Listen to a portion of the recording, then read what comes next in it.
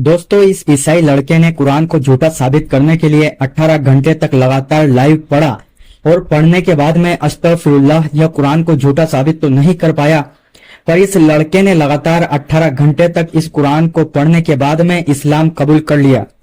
यह शख्स अमेरिका का रहने वाला एक यूट्यूबर है जिसका नाम ग्रेसन बोराक है।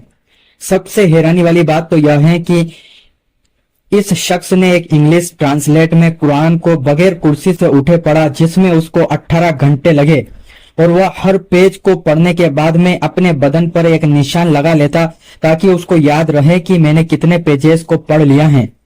इस लड़के ने कई बार बाइबल को पढ़ने के बाद में इंग्लिश ट्रांसलेट कुरान लिया और उसकी कमियां निकालने लग गया, लेकिन सुभान अल्लाह, उसको कुरान में तो कोई कमी नहीं मिली, लेकिन उसको यह मालूम हो गया कि कुरान में मौजूद इल्म बाइबल में मौजूद इल्म से कई गुना ज्यादा है।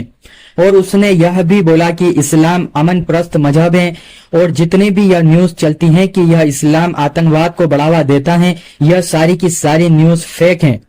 ग्रेसन ने बाइबल को कई बार पढ़ा था और उसका मानना है कि ईसाई मजहब हजरत ईसा अलैहिस्सलाम की जिन तालीमात पर शुरू हुआ था, वह तालीमात अब ईसाई मजहब में नहीं है।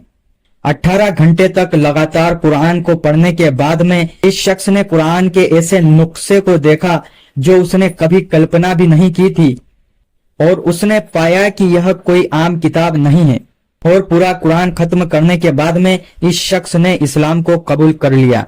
अल्लाह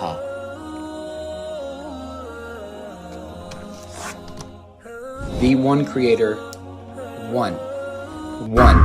कहो कि वो माबूद बरहक जिसकी मैं इबादत करता हूं अल्लाह है, वो एक है। अल्लाह बेनियाज है, वो न किसी का बाप है और न किसी का बेटा और कोई उसका हमसर नहीं।